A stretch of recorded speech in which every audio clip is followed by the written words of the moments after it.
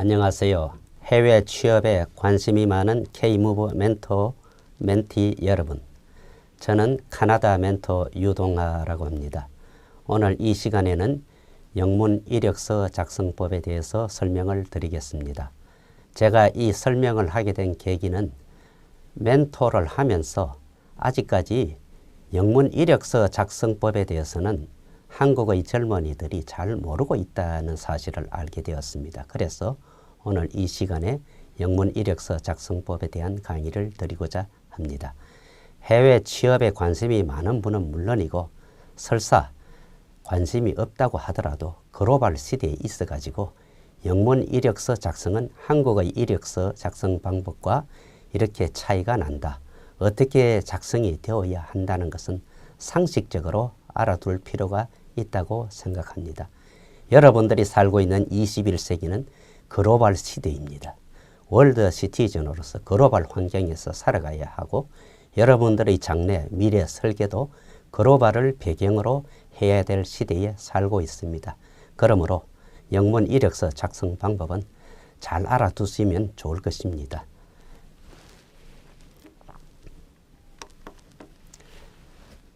강의 목차는 모듈 5개로 구성이 되어 있습니다.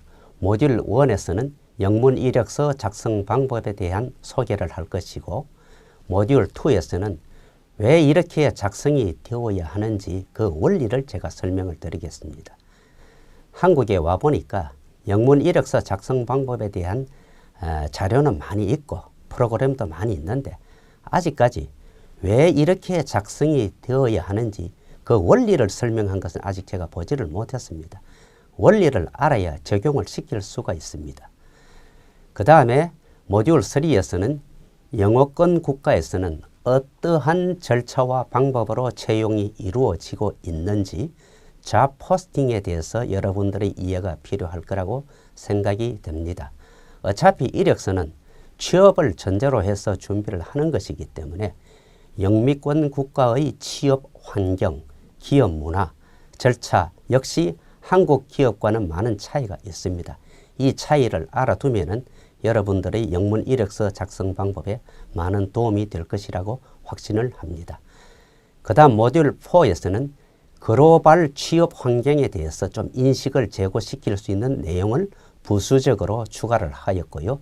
모듈 5에서는 모든 내용을 종합하여 요약한 결론으로 맺고자 합니다.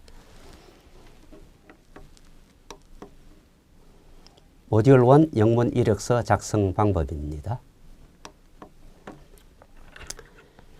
가장 보편적으로 적용되는 내용인데요. 작성 순서를 얘기한다면 제일 먼저 자기의 연락처를 명시를 해야 됩니다. 자기의 이메일 주소, 전화번호, 그리고 자기 이름, 팩스, 이것은 반드시 제일 먼저 기재를 하고 그 다음으로서는 자기의 강점을 잘 설명을 해야 됩니다.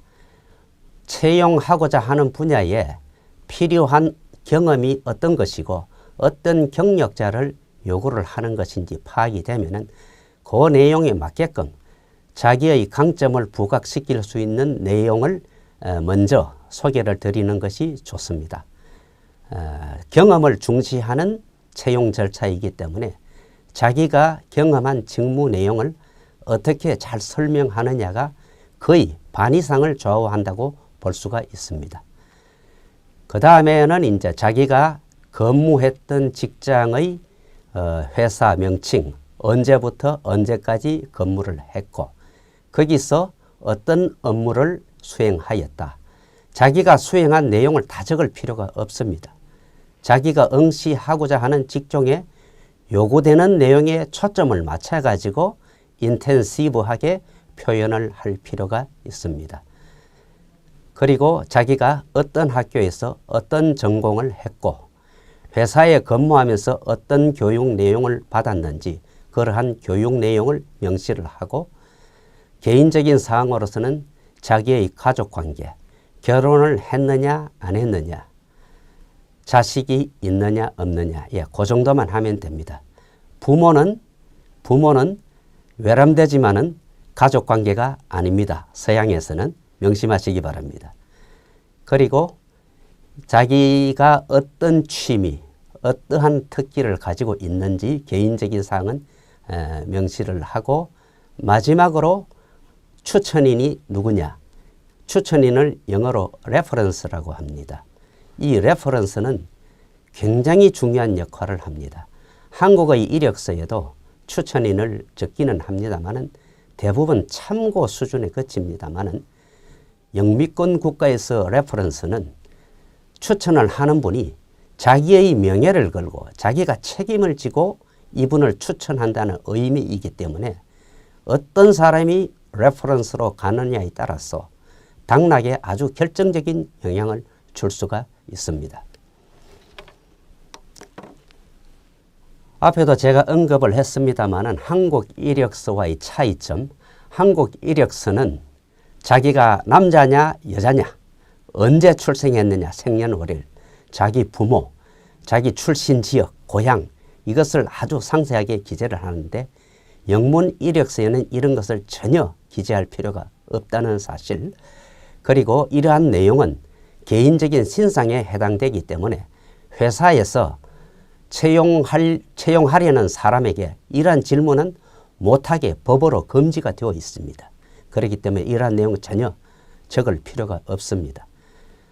마지막으로 영문 이력서는 채용이 되면은 바로 일을 할 수 있는 사람을 찾기 위한 것입니다. 한국처럼 채용이 된 후에 교육받고 연수받고 이러한 여유가 없는 구조입니다.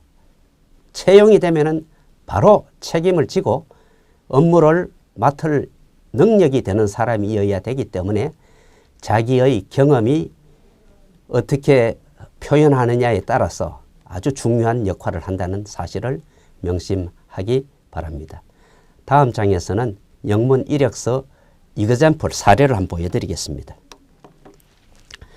제일 위에 자기 이름, 그 다음에 자기 전화번호, 이메일 주소, 그 밑에 Highlight of Qualification and Experience. 이것이 뭐냐면은 자기가 이러한 강점과 경험을 가지고 있다는 사실을 부각시키는 부분입니다. 이 부분이 잘 되면은 채용하려는 사람 입장에서 이 부분의 내용이 자기가 원하는 사람이라고 하는 생각이 들면은 그분은 이 이력서 내용을 끝까지 다 읽어보게 되어 있습니다. 그렇지가 않고 이것이 뭔가 매칭이 안 된다. 우리가 원하는 사람이 아니라고 생각이 되면은 그 자리에서 이 원서는, 이 이력서는 읽어지지 않고 그냥 휴지통으로 가버립니다. 그렇기 때문에 제일 첫 번째 부분에 이 명시하는 자기의 경험 내용을 아주 잘 표현을 해야 될 필요가 있고, 이 부분을 작성하기 위해서 보통 몇 시간 정도 고심을 해가면서 문장을 뜯어 고치고 하면 과정을 누구나 다 겪고 있습니다. 자기 경험을 먼저 명시를 하고 그 다음 부분이 자기가 어떤 회사에서 언제부터 언제까지 근무를 했고 그 근무 기간 중에 이러한 업무를 수행하였다고 하는 내용을 적는 난입니다. 그리고 제일 마지막에 보면은 자기 가족 관계, 결혼을 했고 아들 하나, 딸 하나 있다. 내 취미는 골프와 서예, 그리고 성악을 좋아한다. 그리고 여기는 없습니다만은 레퍼런스가 제일 마지막에 들어가는데 거듭 강조를 합니다만은 레퍼런스 부분이 아주 중요하다라는 사실을 명심하시기 바랍니다. 그러면 이상으로 영문 이력서 작성 방법에 대한 강의는 마치고 모듈 2에서 그럼 왜 이렇게 작성이 되어야 하는지 그 원리를 설명드리도록 하겠습니다. 감사합니다.